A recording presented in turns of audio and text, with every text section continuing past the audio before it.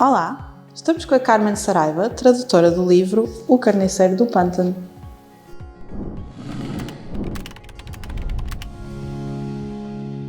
Carmen, obrigada por teres aceito este convite de vir aqui falar connosco. Hoje vamos falar do livro O Carniceiro do Pântano, que é o romance de estreia da Alaina Ukvart, que foi um grande sucesso nos Estados Unidos, entrou diretamente para o top de vendas do New York Times e do Wall Street Journal. E para além de tu seres a tradutora deste livro, és também uma grande apaixonada por livros e uma fã incondicional de histórias de true crime. Portanto, acho que és a pessoa ideal para falar sem dúvida. sobre este livro. E também, dizes tu, a conhecida como a tagarela, mais tagarela de qualquer grupo. Verdade. Os meus professores queixavam-se muito, é verdade. Então, Carmen, se calhar para começar, contas-nos um bocadinho da história do livro? Sim. Vou tentar não estragar a história, nem dar spoilers, porque é preciso ter muito cuidado com este livro, com aquilo que contamos quando estamos a recomendar este livro a alguém, ok? Então, isto é a história de um psicopata que se chama Jeremy, e temos também a técnica de autópsias, que é a doutora Wren, que está a investigar o caso do Jeremy.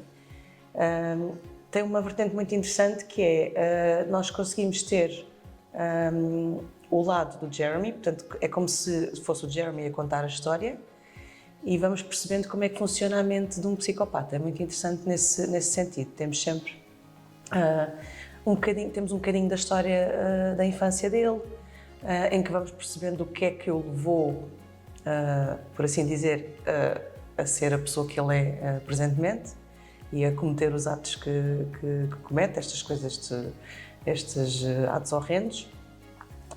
E temos também o raciocínio que ele faz para capturar as vítimas, aquilo que ele pensa das próprias vítimas, portanto ele rebaixa-as imenso.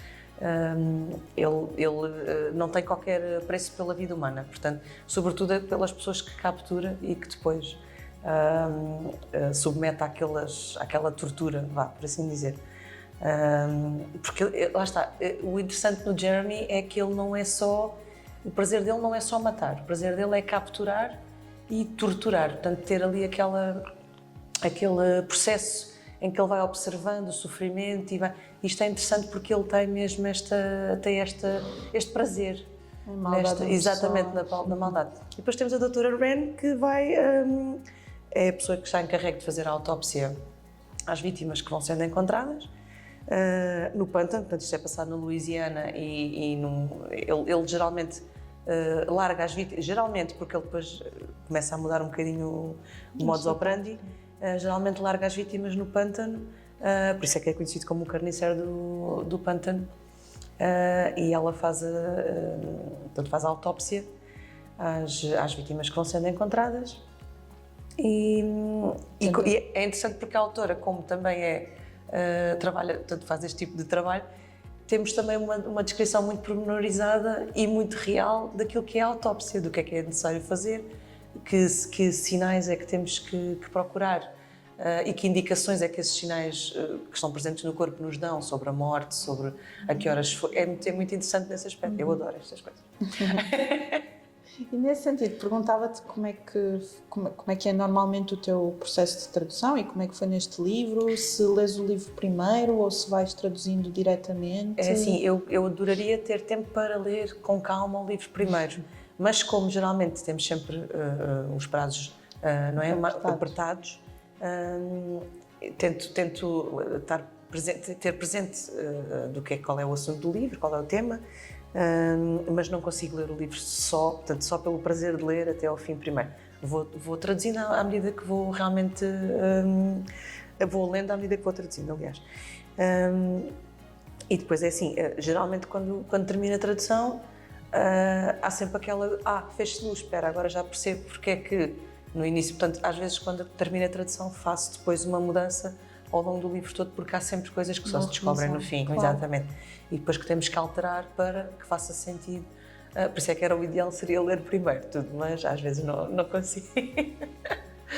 E sentiste que foi divertido para ti traduzir este livro? Claro, isto é um género que eu adoro, portanto há sempre, quer dizer, as traduções são sempre um prazer para mim, mas claro que quando é uma coisa que nos cativa, e neste caso eu sou a fã número 1 dos documentários de serial killers, que há muita referência também neste livro aos serial killers famosos, portanto, alguns eu já conhecia, outros confesso que não conhecia, portanto fui investigar quem eram, portanto foi mais uma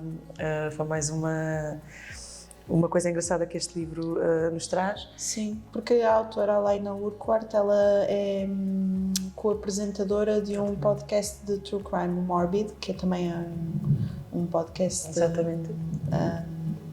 Como é que se diz? Líder de audiências. E é o que ela faz, não é? Fala de crimes reais, fala de assassinos em série, portanto ela traz todo esse conhecimento para dentro do livro. Isso é muito interessante também. Sim, sim.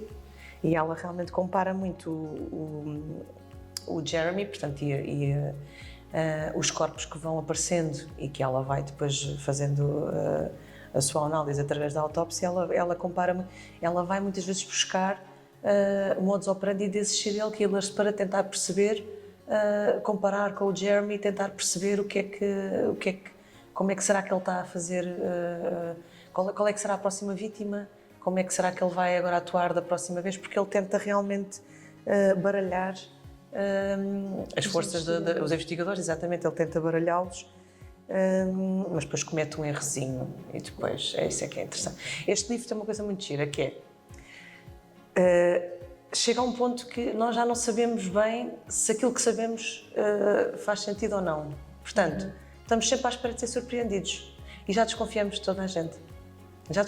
Não há ninguém há um ponto que a pessoa pensa assim, espera, se calhar, quem será este Jeremy? Será esta pessoa? Será a outra? Porque como há várias personagens, nós pensamos sempre, se calhar não é bem aquilo que eu estou a achar, se calhar há aqui isto vai dar uma reviravolta.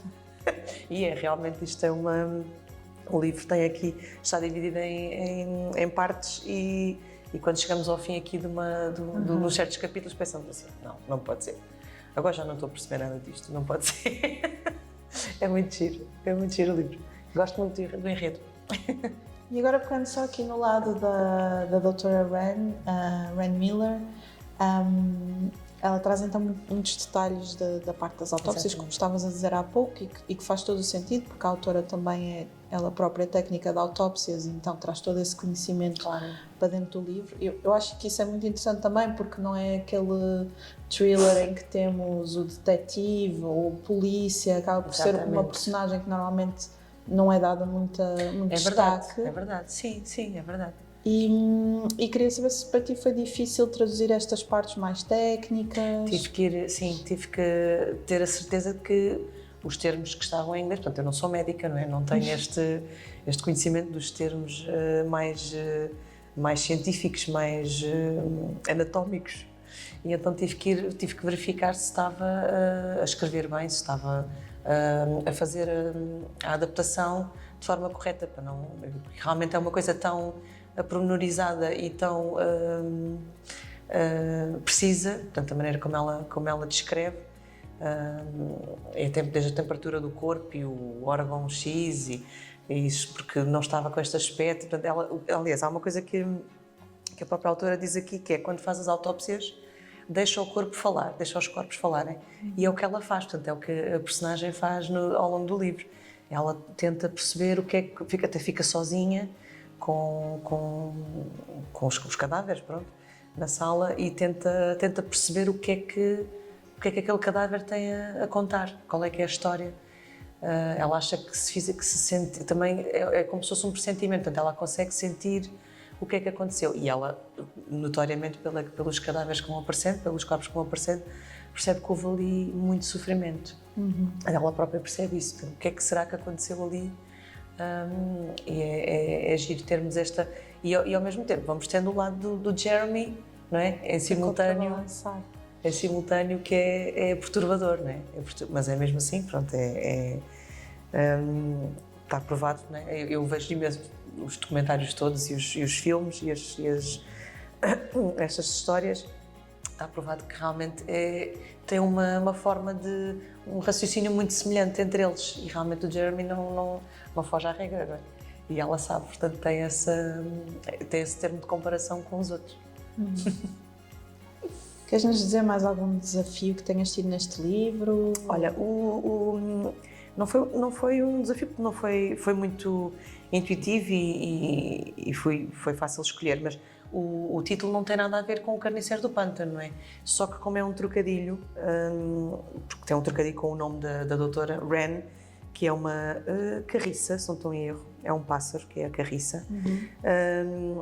Portanto, o título que era The Butcher and the Wren, não podia, quer dizer, não conseguia traduzir, não ia funcionar. Portanto, eu imediatamente quando percebi que era o nome dela, pensei, ok, assim não vai poder ficar.